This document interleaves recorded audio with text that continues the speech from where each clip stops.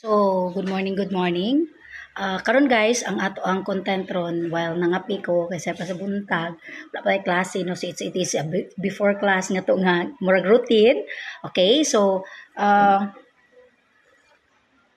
wala ni nako no, comment try na ako atong natabo nganingon ko ni post ko guys nga mo discuss ko og healthcare system here in the Philippines. Nya na ko'y friend nga ni ana nga dili na lang daw.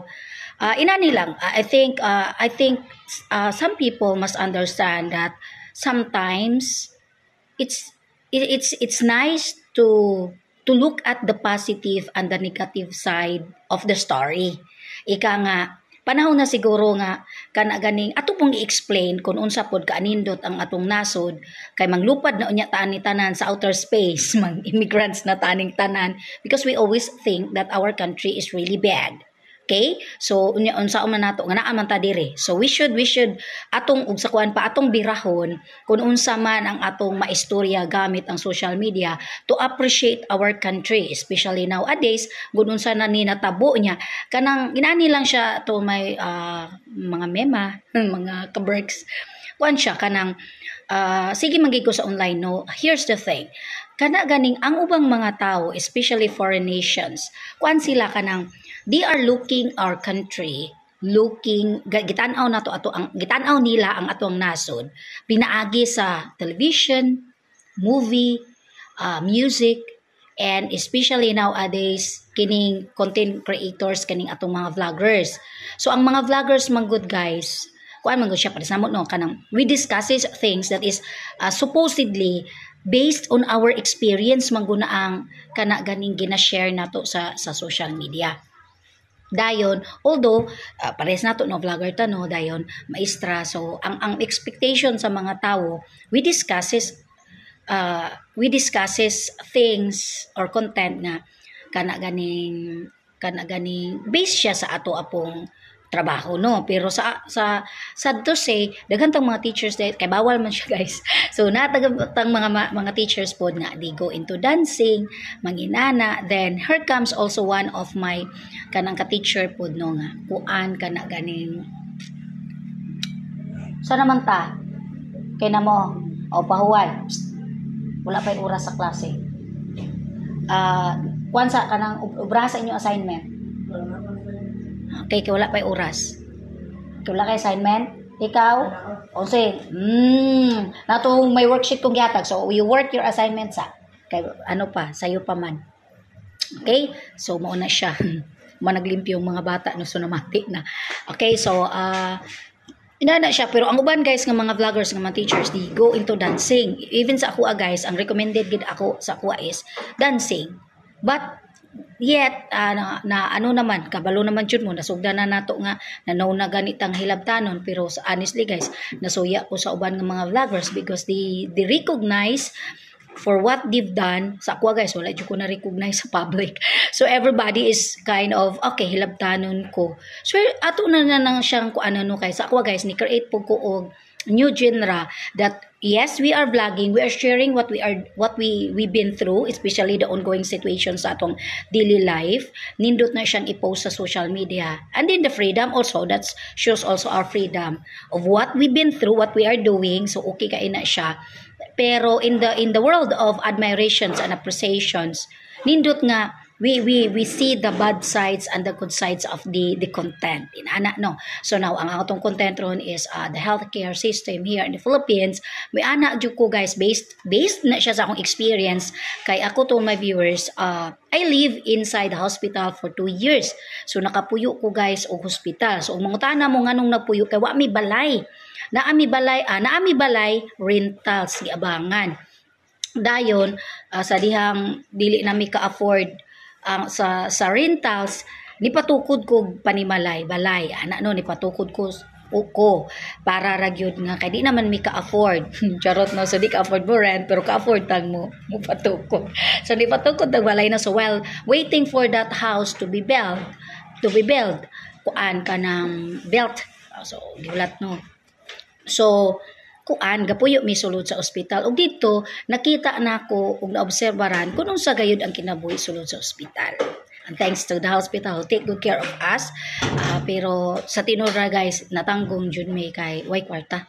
So lisod kayo guys ang wala kwarta. So actually, nang lisod ba na dawato no, pero pinakalisod sa kinabuhi sa usa ka tawo ang walay kwarta. Yan ay options. We can apply mercy killings, patyo na to ang atong pasyente kay wala tay kwarta or mulayas ta nga walay bayad-bayad. Pero luckily, usad jud sa akong pinakanindot nga na experience was that gipagawas mi tungod sa respeto nga maestra ta, unya base unyag ma-depress sulod sa ospital, lisod na. Okay nya, nana siya balaod nga gitangag no. So we are also discussing or touching patients' rights law. So kada pasyente adunay katungod. Pero ang kana nga katungod napoy limitations nga siya limitations, especially if you are inside a private hospital. So now, una nindot ang ato ang healthcare system here in the Philippines. Okay, nindot. So we can ask help from karon malasakit, PhilHealth, and then talking about PhilHealth guys, ang PhilHealth to my viewers, inani siya, sa ako ang experience, dili pa ko maestra guys, na anak ko'y PhilHealth. Pero kana siya nga PhilHealth, gihatag na siya sa amo ang barangay. So, gihatag sa government through the barangays nga libre. Dayon, so librehan na anak ko PhilHealth. So, ako i-share akong kaugaling experience kay daghan man pud nga naay gitagaan og MDR by the Philippine government. So, una ginatagaan ang og MDR ang mga Filipinos. So depende na sa inyong mga barangay officials o inyong health centers kung giunsa mo ngano nga kamo wala ninyo na appreciate ang PhilHealth in the Philippines. So wala mo naka-avail, wala mo gitagaan. So next na kong experience guys nga na ay PhilHealth was that gi-change ang status sa PhilHealth nako kay ni maestra naman tano. So pagka maestra na ang PhilHealth nako guys, ang PhilHealth number nako gi-change gibalin sa maestra og dili nako libre. So gikwaan na ang ako ang sweldo kada bulan. Okay, so inana ang experience nato no. So na-adjust siya journey, na-adjust siya development. So ato na siyang i-appreciate. So karon guys, gabayad ko og PhilHealth kada bulan or ginakaltasan sa sweldo. Okay, so the question is, ma'am, kanus ama nato magamit ug unsa man ang mga benepisyo nga makuha nato sa PhilHealth? Una, kun mga nakta, mga nakta. So PhilHealth guys, kun mga nakta magamit gyud especially for women. Pero kung mga nakta guys unya ang PhilHealth nga tong gamiton sa atong partner or amahan sa bata, kinahanglan jud nga kasal mo. Kay og dili mo kasal guys, dili siya valid. So dili magamit ang PhilHealth sa papa kung dili kasal ang papa ug mama. Okay, nakuha ninyo to all my viewers. Now, pila ra ang kantidad nga magamit sa usa ka tawo sa PhilHealth insurance. So ang based sa akong experience sa jud kay vlogging man. Okay, so vlogging man dayon influencing something like that niya para realistic tang mutudlo. Kuan siya guys, kanang naa siya bracket. So kung sulod mo ospital naa diray bracket for the amount of money nga gikuha sa inyong PhilHealth insurance. So naadira. So ang pinakadako guys is COVID o kini sa pneumonia. So dako kay na o kanang ilang i-offer. Okay. So kuha na kanang mga nailistahan. So dili nami nindutan ni guys og makakuan po kuno maka-create nga kanang listahan mo appear diri sa akong side no nya kay dili man ko wala man ko guys ga-editing. So dili man ko ga-editing, is just explanations. Ana kay basta wala ra ko ga-edit kay it takes time. Okay, so mukaon pa siya oras. Nya, usa ka centavos ra nang 1,000 views. So what's the point? So what's the point? Magulbulan po no. Okay, so mauto siya. So para mabalaan ninyo no now, dayon na siya monthly tang magbayad. Okay. Nya depende siya sa sakit na ilistahan. So tan-awan ninyo ang listahan nga cover sa PhilHealth. Pinakataas pneumonia o COVID. Okay?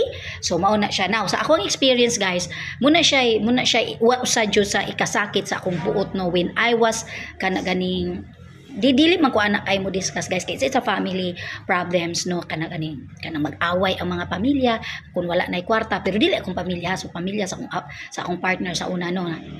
ng buybuyanay ba. So naka-experience na mo buybuyanay guys. Grabe ang buybuyanay. Uy, so same po na siya sa ato pong gibuhat sa atong country. Nga kanang mura man nagibuybuy nato ang atong country kung magbagulbul ta sa kanang manglayas na ta, mga to na ta bisag asa din. Kanang I've seen a lot of vloggers also mga content creators nga kanang naa na sa gawas din ginadaot nila ang Pilipinas. Ina nilang yun. Ayaw ninyo dauta because bagulbulan ka imo nyong gibuybuy. Nya wala ninyo huna-una wala ninyo huna-una og sabta kung unsa pod ang proseso sa atong government. Okay, now here comes ato na siyang indingan kay ma'am, how about ma'am nga wala nakaskas ang amo ang sige migbayad og health insurance ma'am nya wa man nagamit nya makarelate gid ko ana guys cause ever since in my life guys wala jud ko kasulay nga kanang na ospital ko nga ako mismo dayon gamitan og PhilHealth. Although people knew nang na ospital naka-experience although ni poig ospital no pero sa ako mismo kaugalingon guys wala ko nakasulay nga kanang na ospital jud ko mismo. Pero nakasulay kong na ospital ko kuan siya guys kana ganing kuan man to sa psychiatric clinic. Okay, angkon kita to my viewers. Blunt man jud ko openly jud na nako siyang gina-admit nga I've been through ni agi jud ko guys og psychiatry tungod kay ni agi kita og depression kay dili na ako madawat ang failure sa akong kinabuhi. Okay, nya failure guys, failure in relationship, failure in marriage, ug nagtangag pa og minilyon nga utang. Unya may tani nang makautang ta og kitara, ako ug akong mama papa ang nakahibalo, dili tibuo kalibutan nakabalo guys or some of our religious leaders, mga religious leaders nato ug kining mga tao sa syudad, mga dato pa jud nga mga tao, okay, in my area. And then another is ato pong government leaders kay gitabangan ta, gi-rescue tag maayo. Muna kanindot pud no of how good we are towards our mga government leaders po. Makabaton po ta or makatunong po ta mga government leaders na they are really watching the welfare and the healthcare jud sa ilahang mga constituents. Okay, so mao na siya ato ang tan-awon. So dira nato makuhaan og base. Now, mao na siya. So karon dayon sa ako aron guys, so mina siya kung dili kasal, dili legal marriage, kung magdaot ta, okay ra og anak, magamit na to og akong anak. Pero pag anak sa ang lalaki, nanganak ang babayi, it's so rare nga makalusot. Okay, so it's so rare nga makalusot siya magamit ang iyang insurance para sa bata. Okay, so mauna siya kaimportante sa mga lalaki dira, don't judge women, especially foreigners out there, don't judge Filipinas. Okay, so nibarog jud ko anak guys kay inana lagi siya. I don't like to kay masakit man akong dugan na guys when I remember kay mao jud na nakapatruma na ako nga kanang aning ingnon ka nga na aftering his money nang wartara, gold digger, kanang gastador, inana siya to merge nya ingnon ka nga patio na lang kay wala nay pulos unya ang imuang kasing-kasing imuang gugma ug ang imuang pong belief, imuang faith, imuang religion ga value jud og kinabuhi. Nana jud nana follow Jesus pagani kinahanglan jud malangit. So unsaon man paglangit sa akong partner kung ako mismo ang nipatay, di ba? Nya og na maayo siya kay nakapahuway niya ako sa akong konsensya ka ako may nituak, ako may nipatay, ako may nagpa-inject. So ako joy sad-an. O di ba? So mo na siya no kaimportante ang kinabuhi no. So mo na ako ang ganahan po nga masabtan sa mga Filipinos nga it's time for us to understand how much valuable life is. Especially ning mga lalaki. Okay? Especially ni mga lalaki guys. Shout out sa mga lalaki dira in a wider genre. Kay naay duha klase sa pagpatay. Giba nang lugos o bata gipatay. Pamilya kay tungod sa kwarta nagpinatsyanay. Nya naghikog pa sa taas po tag mga rating roll sa mga naghikog because of issues in the relationship niya mga batanon pa. Nya kini guys kining ongoing po natong gapinatsyanay.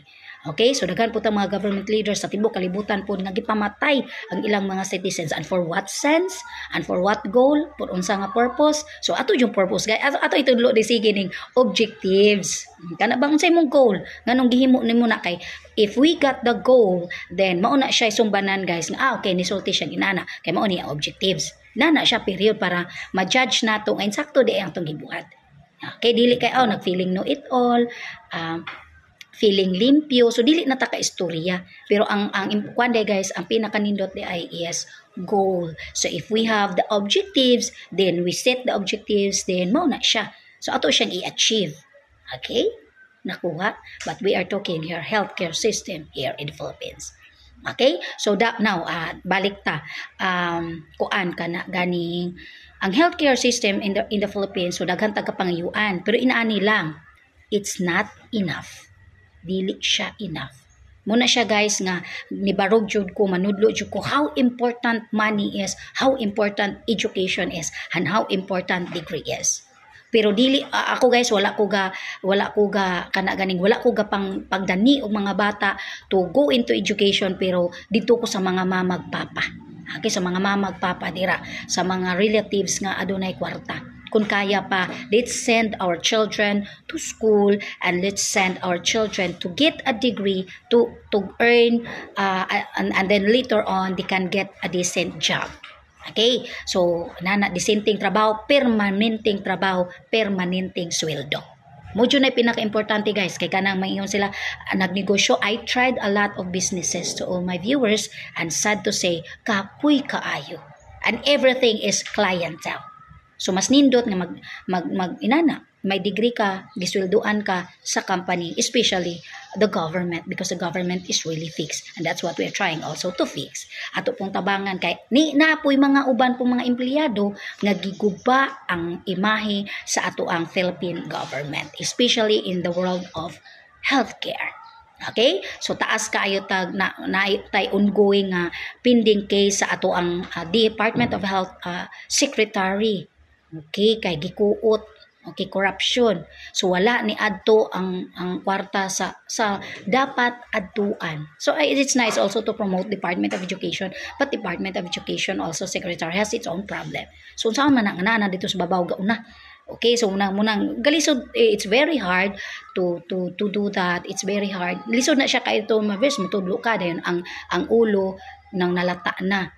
Okay, so ang ulo nalata na. So unsaon pagkuan, so dirita sa ugat.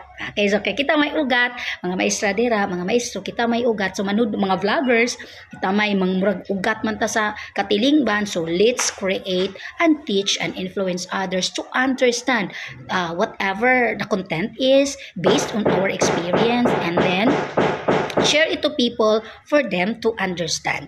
Walay judge, dili ta mo judge, labi ng mga nawong. Ay mo judge sa nawong. Kaya wala pa gani mo kabalo kasabot og formulations of sex. Okay, so combination man siya sa mga magpapa. Plus, the immigrants o kini atong mga spicy, mga foreigners looking for the spicy islands. Umuna ang nawong sa mga Filipina, nagkalain-lain. Okay, ang nawong sa mga Filipino, nagkalain-lain. Okay, so it's a combination of the mother and father having sex. Inana siya, part na siya sa healthcare. Kaya daghan kayo i-judge, sige. And then let's appreciate our country, guys. Okay, and then let's appreciate also people who are talking. Dili na wungun, ipamation ang istorya. It's the words and the statements they are talking.